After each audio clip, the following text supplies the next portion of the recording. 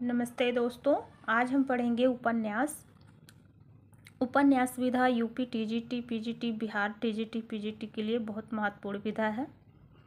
और उपन्यास शब्द उपसमीप न्यास यानी योग से बना है, जिसका अर्थ है मनुष्य के लिए निकट रखी हुई वस्तु, अर्थात वह वस्तु या कृति जिसको पढ़कर ऐसा लगे कि यह हमारी है, इसमें हमारे ही जीवन का प्रतिबिंब है, हमारी ही कथा हमारी भाषा में कही गई है। उपन्यास शब्द की उत्पत्ति उप धन नी धन आस अन्व धातु तथा प्रत्यय आदि के योग से बनी हुई है। इस शब्द की उत्पत्ति का अर्थ है समीप में रखना। अमरकोश में इसकी व्याख्या करते हुए कहा गया है उपन्यास प्रसादनम, अर्थात जो मानव आत्मा को प्रसादित या आनंदित करे। अंग्रेजी में नोवेल को गुजराती में नवलकथा, मराठी में कादम्बरी और बांग्ला तथा हिंदी में उपन्यास कहते हैं। नोवेल की तरह उपन्यास भी संपूर्ण कथा साहित्य के लिए समानतया प्रयुक्त होता है। आलोचकों ने उपन्यास को जेबी थिएटर की संज्ञा दी। उपन्यास मूलतः यथार्थ को आंकने वाली विधा है। यथार्थ चित्रण के लिए सबसे समस्त विधा उपन्यास ही था। उपन्यास में महाकाव्य का स्थानापन्न कहा जाता है, या साहित्य की अपेक्षाकृत नई विधा है। प्रेमचंद्र के अनुसार मैं उपन्यास को मानव चित्र का चित्र मात्र समझता हूँ। मानव चरित्र पर प्रकाश डालना और उसके रहस्य को खोलना उपन्यास का मूल तत्व है। प्रेमचंद्र के अनुसार उपन्यास के तत्व कथावस्तु, कथोपकथन, चरित्र चित्रण, देश कला व वातावरण और भाषा शैली। उपन्यास की वर्णनात्मक शैली, आत्मकथात्मक शैली, पत्रात्मक शैली, डायरी शैली और मिश्रित शैली। उपन्यास उदय के कारण 19वीं सदी के उत्तरार्ध में भारतीयों द्वारा साहित्य के सामाजिक उत्तरदायित्व की चेतना को लैस किए जाने पर साहित्य की विषय वस्तु का विस्तार हुआ। फलतः नवीन विधाओं का जन्म हुआ, जिसमें उपन्यास भी एक है। पर उपन्यास का स्वरूप परंपरागत कथा साहित्य और पश्चिमी उपन्यासों की प्रेरणा से निर्मित हुआ, जिसे पूंजीवादी सभ्यता की देन माना जाता है। पूंजीवाद में श्रम विभाजन और शोषण में वृद्धि कर व्यक्ति और समाज को आर्थिक विषमता से कुचलकर रख दिया। इस प्रकार ऐसे समाज में उपन्यास का जन्म हुआ जहां समाज और व्यक्ति के बीच संतुलन बिगड़ा और सामाजिक जीवन में विघटन आरंभ हो गया। वस्तुतः उपन्यास के आविर्भाव में मध्यवर्गीय आकांक्षाओं और समस्याओं की महत्वपूर्ण भूमिका है। संस्कृत में आख्यायिका की परंपरा तो है, परंतु आधुनिक काव्य कितना उपन्यास का हिंदी में आरंभ अंग्रेजी के संपर्क के कारण हुआ। आचार्य हजारी प्रसाद द्विवेदी के अनुसार अगर आप उत्तर भारत की समस्त जनता के आचार विचार, भाषा भाव, रहन सहन, आशा आकांक्षा, दुख सुख और सूझबूझ जानना चाहते हैं तो प्रेमचंद्र से उत्तम परिचायक आपको नहीं मिल सकता। यह डिग्री कॉलेज में आया हुआ प्रश्न है।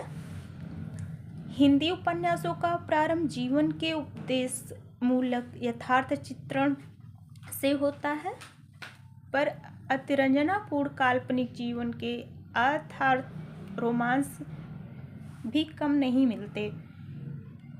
इस पर रोमांस यथार्थ का अंतर्विरोध इतिहास निरंतर में ही पाया जाता है। रीतकालीन प्रेम कल्पनाओं से अभी पीछा नहीं छूट पाया था। क्रीडापरक प्रेम से उस समय से अनेक उपन्यास भरे पड़े हैं।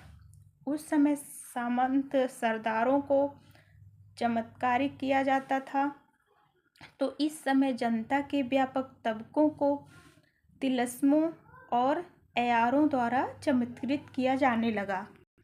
पर रोमांस उपदेश के भीतर में से ही आगे चलकर यथार्थोन्मुखी उपन्यासों का विकास हुआ। मराठी से पूर्ण प्रकाश चंद्रप्रभा नामक उपन्यास का अनुवाद स्वयं भारतेंदु ने किया। हिंदी के प्रथम उपन्यास हिंदी का प्रथम मौलिक उपन्यास कौन सा है, इस पर कुछ विवाद रहा है। हिंदी उपन्यास कोश के संपादक गोपाल राय का मानना है कि पंडित गौरी दत्त द्वारा लिखित उपन्यास देवरानी जेठानी की कहानी 1870 ईस्वी। तो गौरी दत्त ने देवरानी जेठानी की कहानी को माना है पहला उपन्यास। कुछ आलोचक डॉक्टर विजय शंकर मल श्रद्धाराम फ्लोरी द्वारा रचित भाग्यवती को हिंदी का प्रथम उपन्यास मानते हैं, जिसकी रचना 1877 ईस्वी में हुई और प्रकाशन वर्ष 10 वर्ष बाद 1887 में हुआ। आचार्य रामचंद्र शुक्ल ने लाला श्रीनिवास दास द्वारा रचित परीक्षा गुरु 1882 ईस्वी को हिंदी का प्रथम उपन्यास मानते हैं। यह मध्यवर्गीय जीवन से ही संबद्ध है। आचार्य रामचंद्र शुक्ल परीक्षा गुरु को ही अंग्रेजी ढंग का मौलिक उपन्यास कहा, जो पहले हिंदी में निकला। परीक्षा गुरु को अधिकांश विद्वान हिंदी का पहला उपन्यास मानते हैं। इस उपन्यास का नायक मदन मोहन है। इसमें दिल्ली के कल्पित रईस लाला मदन मोहन का स्वाभाविक चित्र उतारा गया है। मदन मोहन एक रईस आदमी है। भारतेंदुकालीन इस उपन्यास में आधुनिकता की शुरुआत मानी जाती है। लाला श्रीनिवास दास अपने नाटक रणधीर प्रेम मोहिनी, ये रोमांटिक तो परीक्षा गुरु में यथार्थपरक है। इस उपन्यास की रचना के पहले लाला श्रीनिवास दास रणधीर प्रेम मोहिनी जैसा प्रसिद्ध नाटक लिख चुके हैं।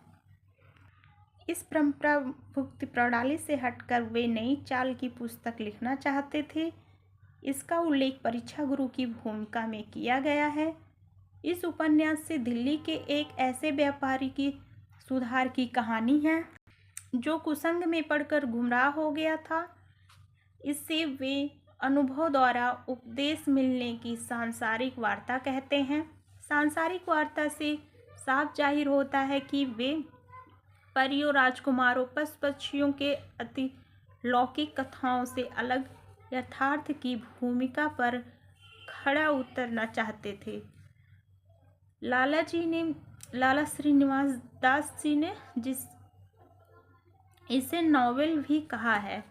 इसका मतलब है कि वे अंग्रेजी में लिखे गए उपन्यासों के ढर्रे पर उपन्यास लिखना चाहते थे। भूमिका से ही पता चलता है कि उनके दिमाग में उपन्यास की योजना बन गई थी।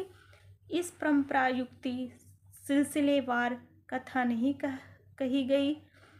कही गई है, बल्कि उसमें आवश्यकता अनुसार उलटफेर किया गया है। पात्रों के स्वभाव, उनके पारस्परिक संबंधों के यथासंभव विश्वसनीय बनाने की चेष्टा की गई।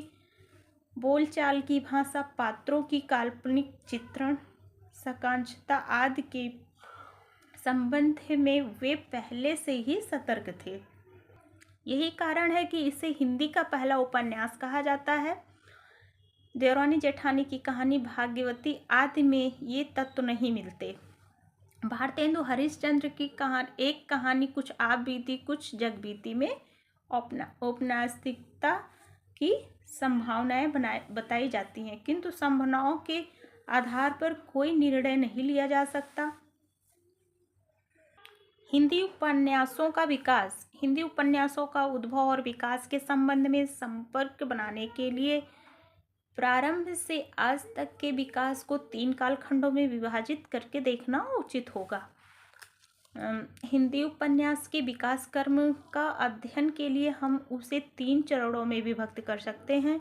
यदि प्रेमचंद्र को हिंदी उपन्यासकारों में केंद्र बिंदु मान ले तो ये 3 चरण निम्नवत हैं। आरंभिक हिंदी उपन्यास या प्रेमचंद्र पूर्व हिंदी उपन्यास, प्रेमचंद्र युगीन उपन्यास, प्रेमचंदोत्तर हिंदी उपन्यास। 3 खंड में बांटकर हम उपन्यास को पढ़ेंगे। और आरंभिक हिंदी उपन्यास या प्रेमचंद्र पूर्व उपन्यास, इसको बांटे हैं सामाजिक उपन्यास में तिलस्मी एवं अयारी उपन्यास और जासूसी उपन्यास, ऐतिहासिक उपन्यास, भाव प्रधान उपन्यास। सामाजिक उपन्यास के जनक प्रेमचंद्र हैं। तिलस्मी अयारी के देवकीनंदन खत्री हैं। जासूसी उपन्यास के जन गोपाल राम गहमरी हैं। ऐतिहासिक उपन्यास के किशोरी लाल गोस्वामी हैं। तो हम प्रेमचंद्र पूर्व उपन्यास को अगली वीडियो में पढ़ेंगे। तब तक के लिए धन्यवाद।